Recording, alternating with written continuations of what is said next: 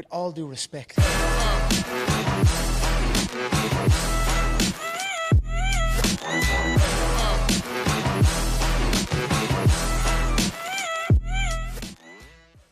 Hey, we're Josh Ortegon and Gray Achille, and this is With All Due Respect, the show where we keep it real about health, fitness, and performance.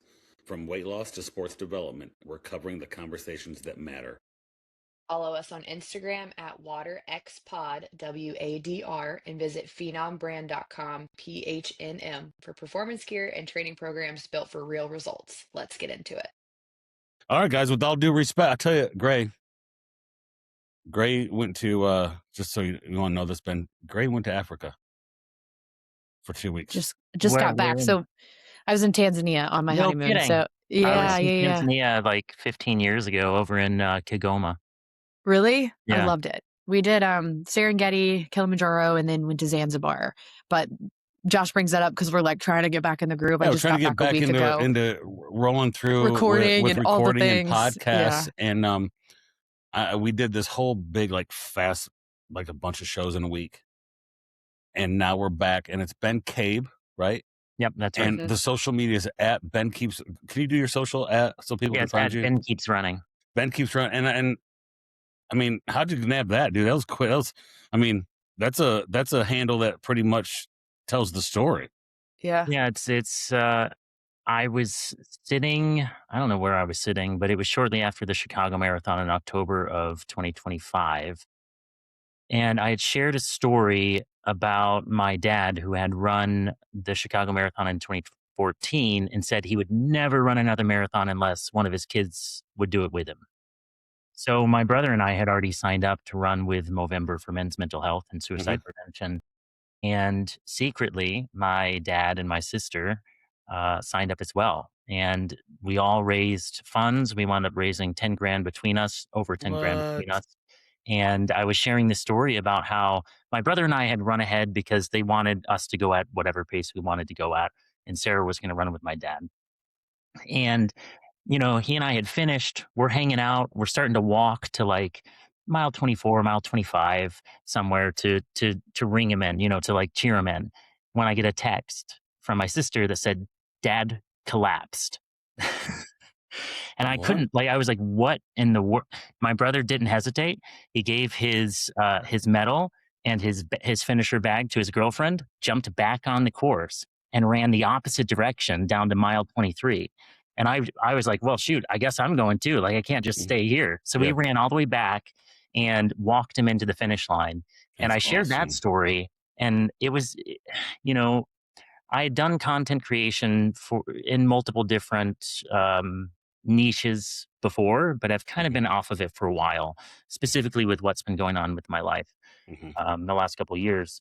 But that story did pretty well. And I thought, I think I do want to share maybe some content.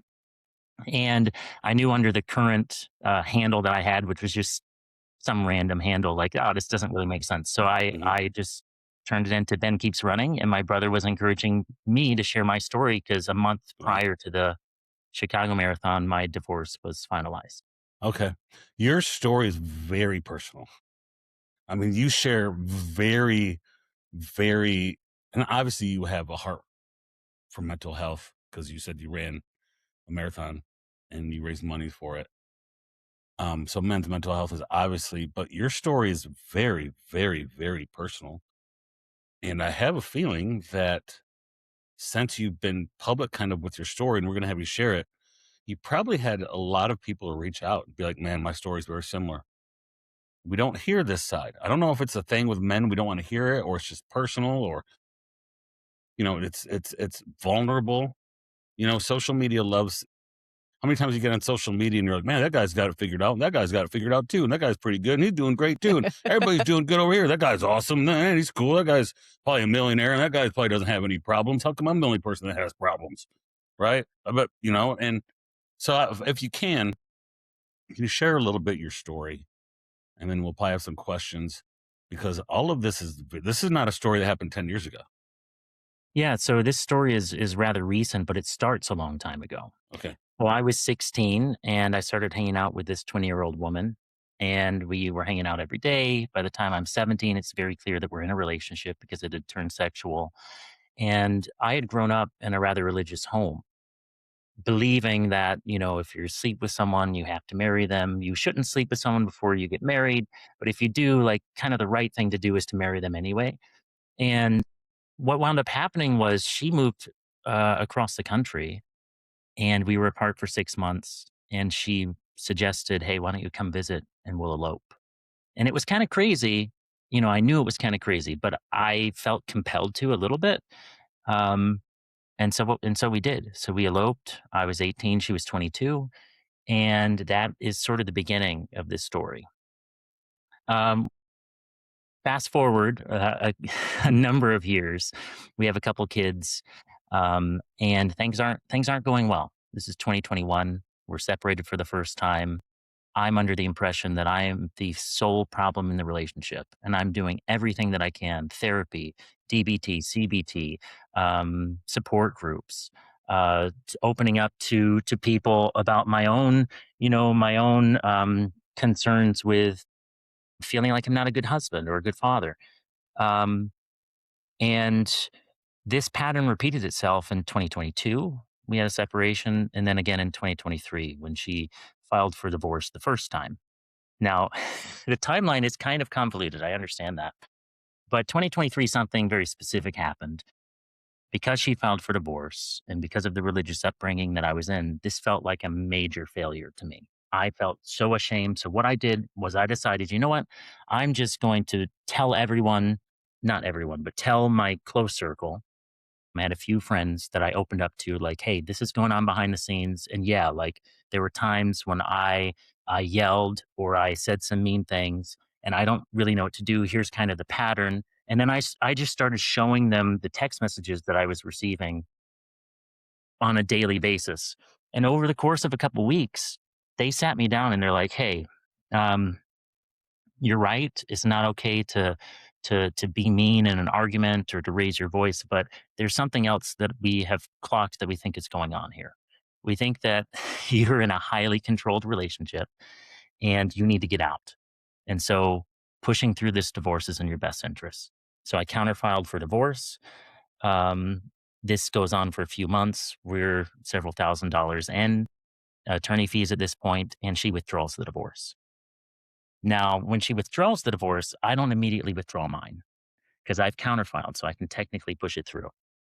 But as time goes on, and I don't want to live in the home with her, she winds up showing up where I'm living, and she has the kids in tow. And I come out and I'm like, please leave. I don't want a scene.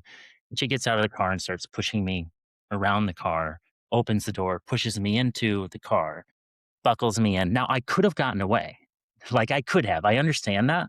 But I was not willing to cause a scene for two reasons. One, I'm significantly bigger than her. I have no interest in any kind of physical confrontation. Two, kids are watching the whole thing. So I get in the car. She takes me home, and I start living with her again. Um, I wind up withdrawing the divorce, my counterfiling at the end of 2023, but I'm not doing well because all of my support system is now cut off. She's monitoring my texts, my emails. What? Yep. And I remember very specifically one day someone had reached out to me, "Hey, haven't heard from you. How you doing?" And I just respond, "I'm not doing great." How old Like, were you at this time? Met her at 18, eloped at 18, and now yeah, so you're this is 2023, so this would have been I would have been 32. okay. It was 14 years later. Okay. Yeah, Yeah. long time. So this Okay. is this has gone So this on is for a long 14 time. years. This is okay. I was gonna say, yeah. This has gone on for a long time, but it wasn't really until 2023 that I started with the help of others because I started opening up. And I had opened up to therapists in the past that had kind of told me the same thing. Um, but um, but I hadn't really opened up to um, you know, uh, my broader friend group. Can you type again here? No, So looking at it, you're 100%. good. yeah, so I had started opening up to my friends for the first time in 2023. And when I received this text and said I'm not doing well, I knew that I was already being monitored. So I deleted the text. That's what I didn't do. I didn't delete it from recently deleted. Now, I'm not advocating that people need to Yeah. delete text, or I'm not advocating any kind of sneakiness in relationships. This was a very specific um, situation. Um, that night, um, hold on one second.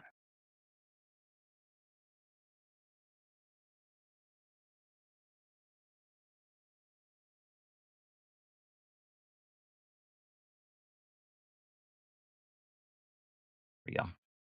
That night, I was laying in bed and she came up to me and was very upset.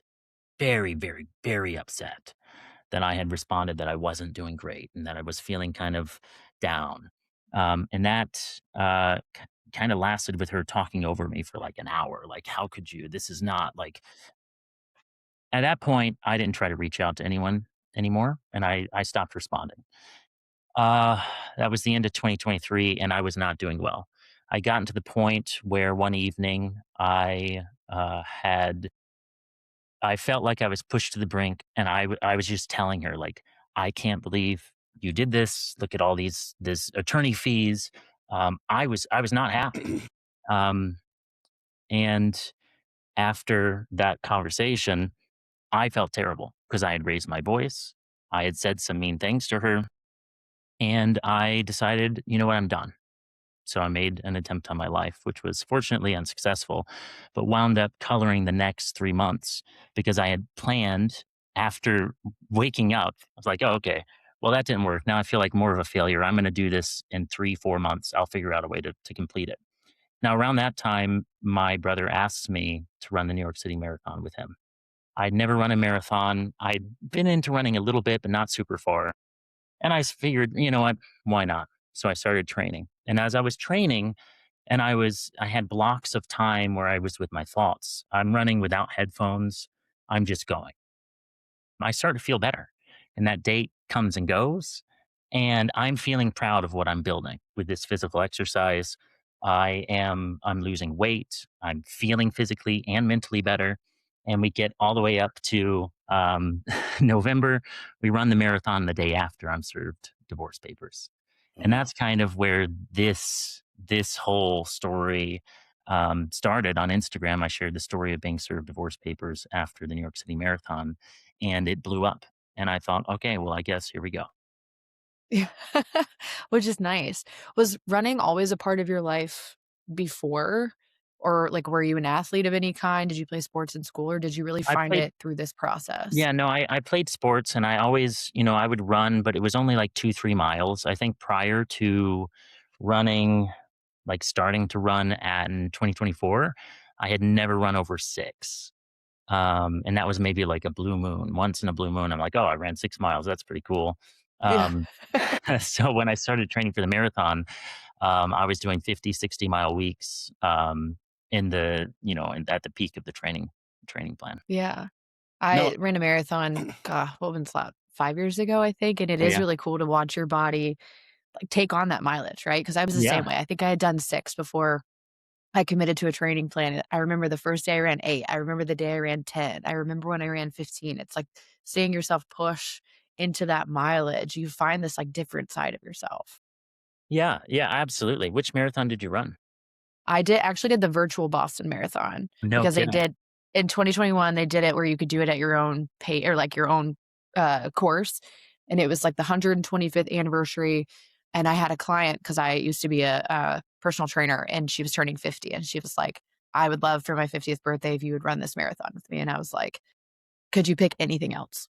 I will do anything else with you. I will do what's that old the track where you do the obstacles, like a mud run. Yeah. I will do Yeah. anything else with you." She's like, "I wanna do this." So we created a course in downtown Columbia. My training was all through the summertime, brutal in Columbia, and yeah, we did it in an October morning, and it was great. It was That's awesome. I don't know if beautiful. I'd ever run another one, Yeah. but we'll I've heard see. that from a bunch of people. Look, I did Yeah. one. I'm good. Yeah, So yeah, I did according it. to your social and the stories, because I did a little deep dive because every video kind of leads to a video. Like your Yeah. videos are almost in chronological order. Like you're like it's almost like I'm watching episodes of a TV show when I watch your social. It Mhm. really is like a scissor ret. I go, no, I got to watch the next video because the next video hopefully explains the previous video. So I went back to some of the things you have pinned. Um, the story at getting served divorce papers, that to me sounds like when the story really was like, I was like, whoa, what are we like? What's going on? Like, this is a reality TV show. Like, this is not like, hey, divorce file papers. Let's get the custody settled and get everything put together. And then we'll just, you move out, we'll share custody of the kids and we're good. And we have a divorce. Like, it's not like what your divorce court thing. This is a TV show, bro. But yeah, Like from the looks of the show, or from looks of the show, from looks of the social, she took it all away from you. yeah. So there's for the sake of brevity of the piece of the story that I was trying to timeline wise give you a minute ago, I didn't mention one key thing that did wind up happening. So I'm feeling better than ever running. I'm feeling great. I'm now realizing part of that might just be being away from her for like 2.5 hours, 3 hours at a time where I'm Mhm, just zoned in, mhm. locked into to running. Um, we wind up having an altercation in August of 2024, and this is really where things start happening. So this is about just under a year after she's withdrawn that first divorce filing. And I'm trying to be careful with the details here for the sake of privacy, but essentially, what wound up happening was her mother had one of our children and wound up keeping them for multiple days at a time. And it was getting in this weird space because school was going to start and we needed to get our normal family routine back in order. Like, we can't have a kid that's just essentially living with grandma because it's fun. We have to get him back. So my then wife had come up to me and said, "Hey, I'm concerned about this. I don't like this. How do we get our kid back?" And she's like, "Can you help me?" Now, there's a whole piece of this story with triangulation between her mother, this child, and herself. So I was pretty much hands off when it came to that dynamic. But when she came to me and asked, I said, "Yeah, I agree, but it should be pretty simple. We're his parents. We tell him to come home. We then draw some boundaries around grandma until we can resume some normal life."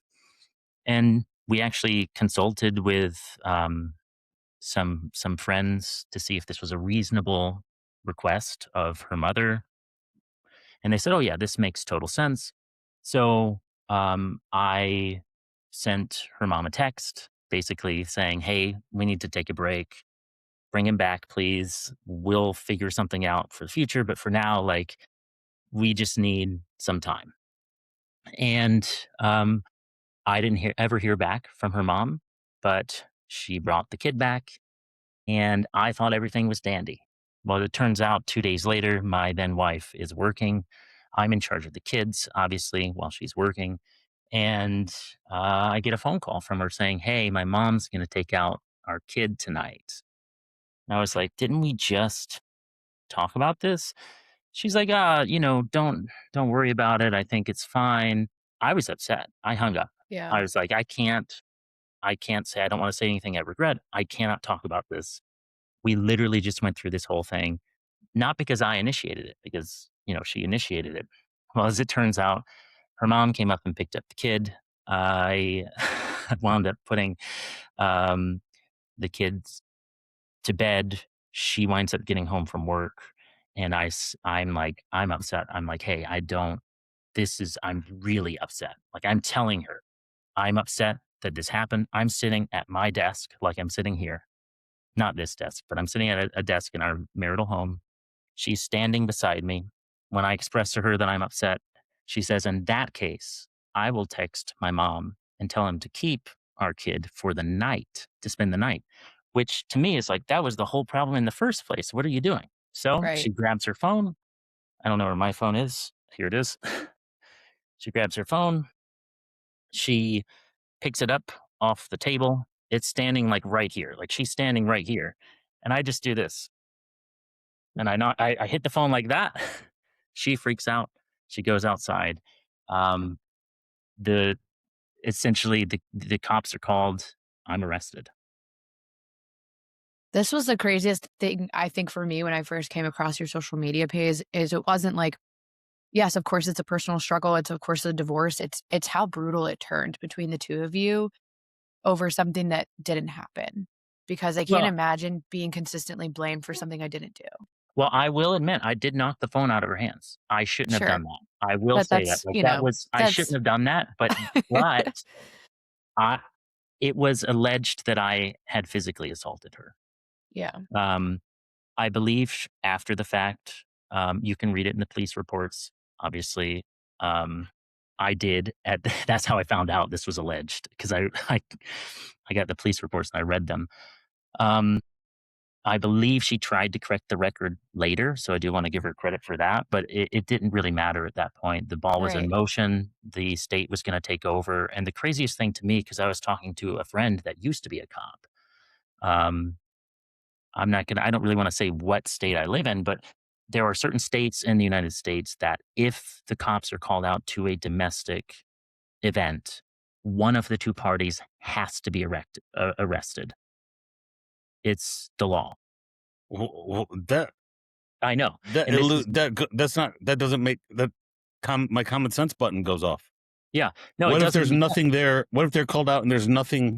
Well, this I've had, social media comes with trolls or people that are, Yeah, playing out yeah. their own trauma in the comments. Hmm, I hmm. understand that, but I've had a number of comments being like, "Well, clearly you did something because you were arrested." Doesn't You don't have to.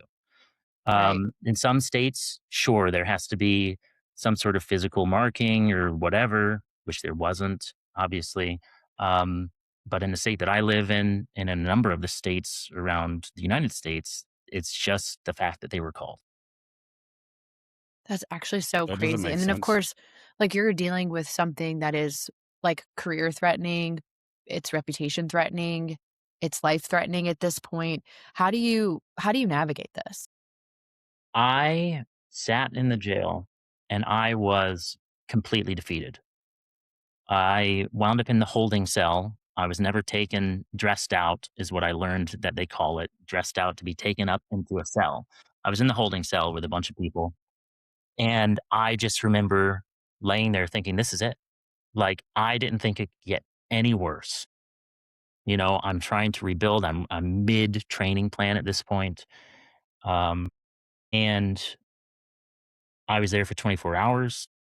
They let me go without having to post bail, but I was devastated. I was completely devastated. And then, of course, that was leveraged Yes, shortly after that's what I was just gonna say.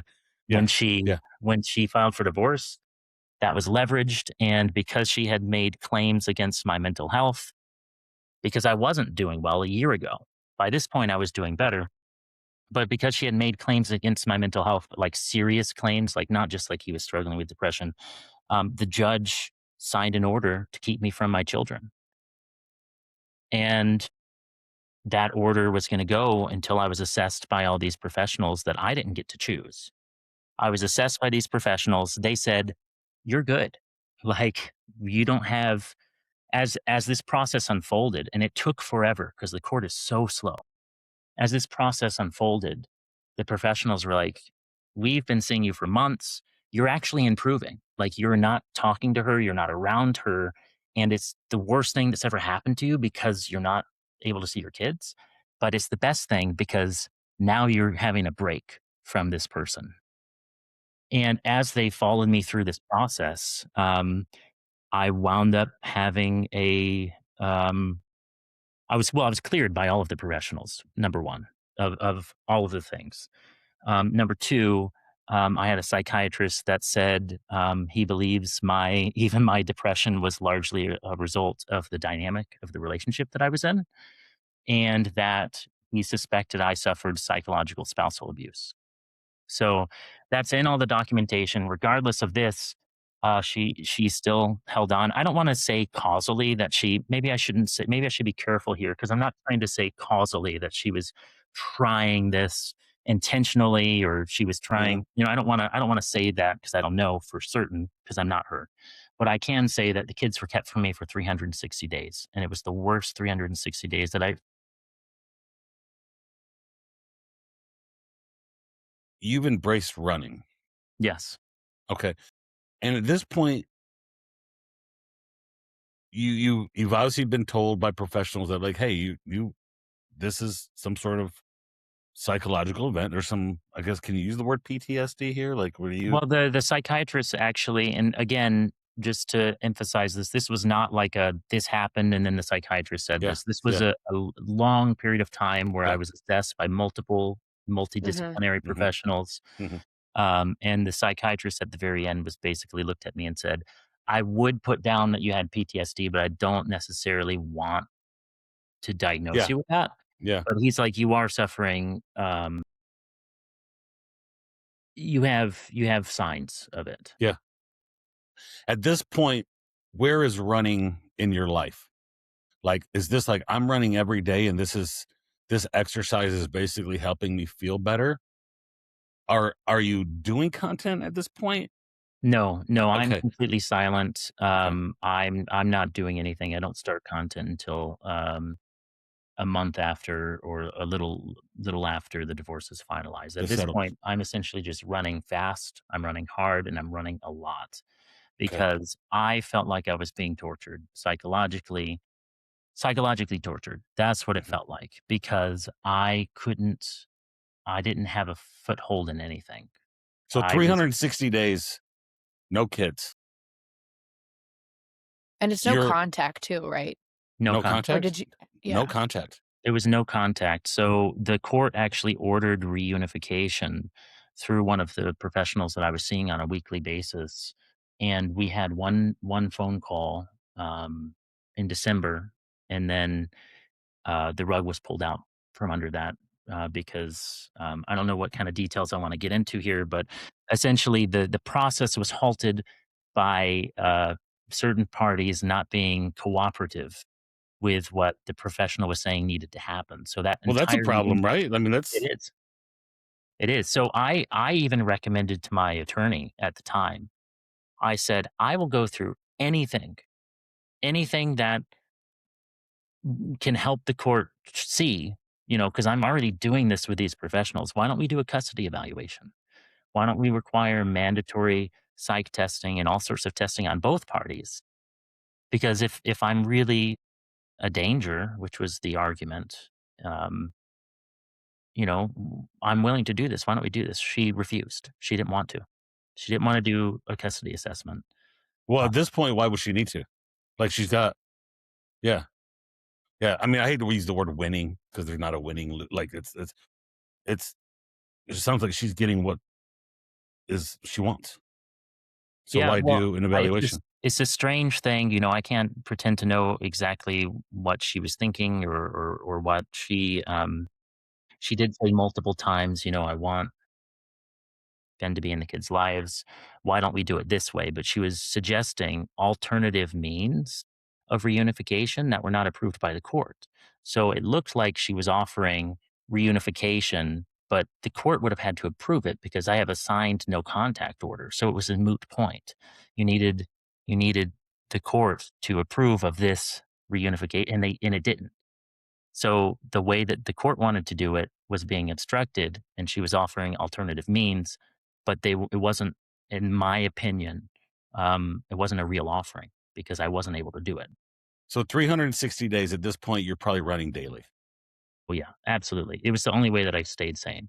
I'd wake up at 5 in the morning. I'd run for 3.5 hours.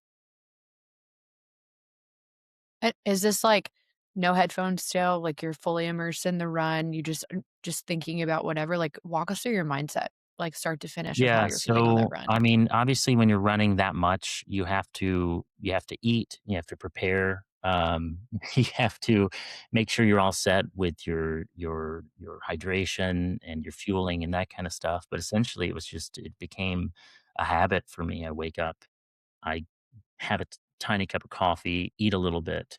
I'm getting ready. I go out, I'm running, it's pitch black. You know, I'm running I don't know, 10 miles out, 11 miles out, 11 miles back, 10 miles back. And because this was a route that I was doing every day, it just got to a point where I was just in it, and my brain was disconnected from the actual physical activity.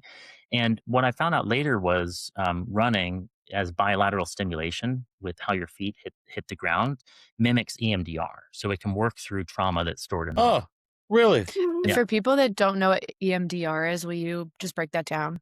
sure. So EMDR is a therapeutic. I don't know if it's therapeutic, but it's a technique that allows your brain to stop thinking. I don't know exactly the terms for it, but it bypasses the gate that you construct around certain things that you don't want to think about, certain things that are too painful, and allows you to process it in a different way.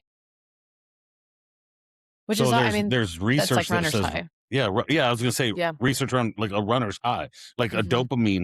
a dopamine release for you every day to the point that you probably got up in the morning and were like, I'm looking forward to this. Yeah, I mean, it got to the point where if I didn't run, which I wasn't, there were days that I didn't or I couldn't. I mean, there were days when all this started happening when I was sick to my stomach. Like I was Yeah. just Oh my so god, yeah. physically ill that I could not run. I would wake up and I would just have stomach cramps. Like it was um, for no reason other than what's going on. Mhm. Like there's no Anxiety, yeah, stress. Yeah. anxiety, stress, just sick to my stomach about the whole thing. But if I didn't run for a day, 2 days, I would be able to feel it, and I would Mhm. feel Yeah. um, yeah, I would feel it. Yeah, Do you yeah. think too and this might be a loaded question or a deep question, but do you think too it was something that kept you busy? Like, when people start to discover their workout routine and their nutrition routine, it gives us a responsibility, right? It keeps us busy in a certain sense. Is this something that you were able to immerse yourself in because you're like, "I have purpose here, and I have routine here, I have responsibility here." I absolutely think so. I needed the routine because if you look at my life up till that point, I had never really had free time from the time I was 18 to then.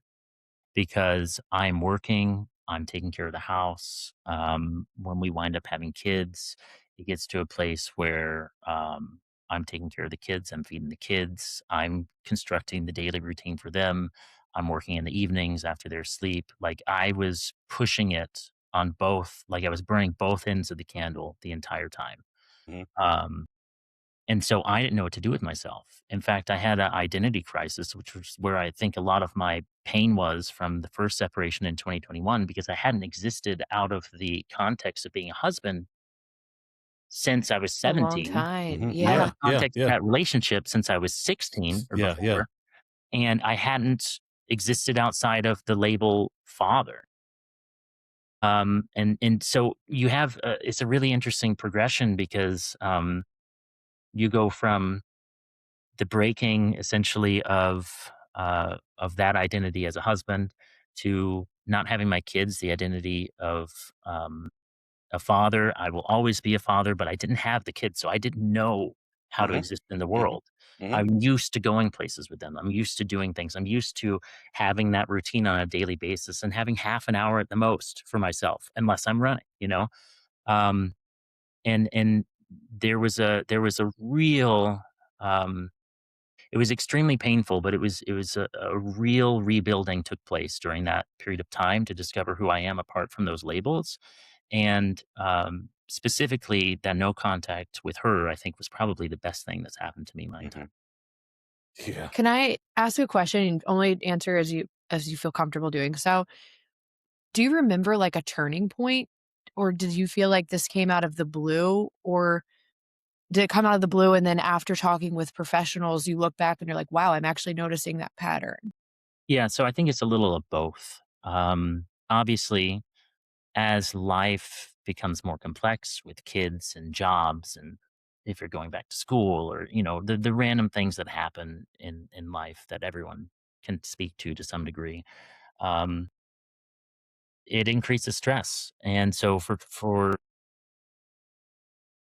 I think the dynamic was always there.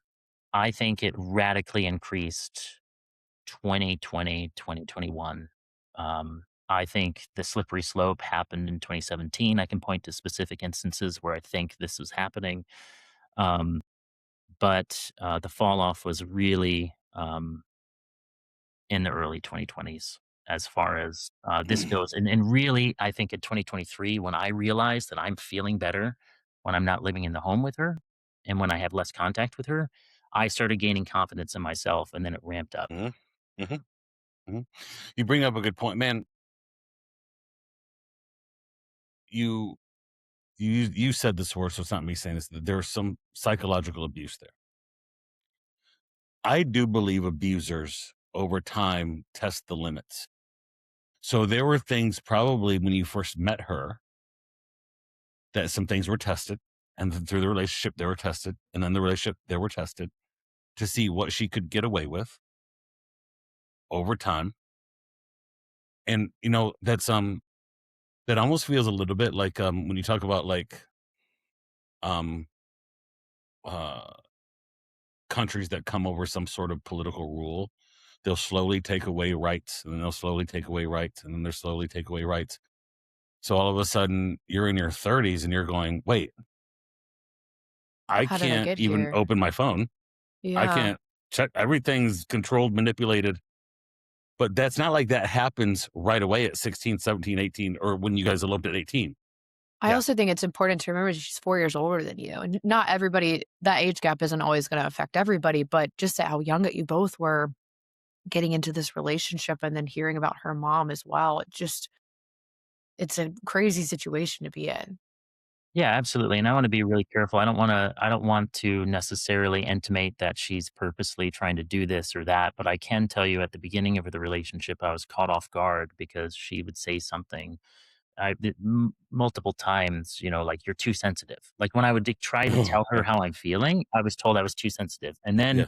over time, especially as it got later into the 2010s and 2020s, I realized I cannot talk to her about my feelings. But that did something to me too. Like for me to be very clear, like I was not talking. I had therapists, but I was not talking and communicating. And then that led to resentment inside of me. Like I'll fully own that. Like I was resentful of her. I was resentful of feeling like I was working all the time and doing, X, Y, and Z. Um, and I was kind of, yeah, I mean, that's not a good place to be Yeah.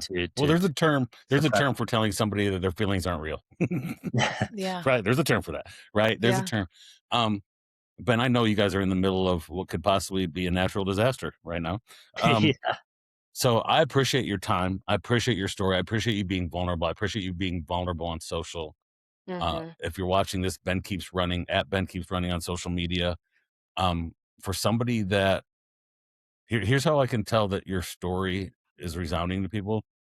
When did you start really posting content? A year and a half ago, Uh, a year ago? no, no, not even a year ago. November 7th, I believe, of And It was the 2025. first day. okay, and That's so great. you're sitting at like 35,000 followers.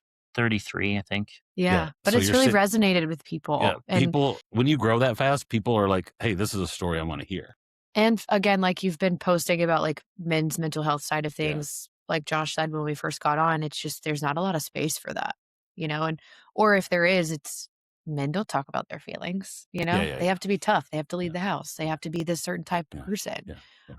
So I'm glad that you're bringing light to, like, Yeah. no, that doesn't have to be true. You can still be tough and be Yeah. man of the Yeah. house, but Yeah. you can also open up to people, and you can tell people your story. So we appreciate you coming on, Ben. Go take care of what you got to take care of in your Yes, home, bro. yes, Yeah. please stay safe. We appreciate you coming on, Ben. Thank you. I appreciate it. All Thanks. right, guys. Bye.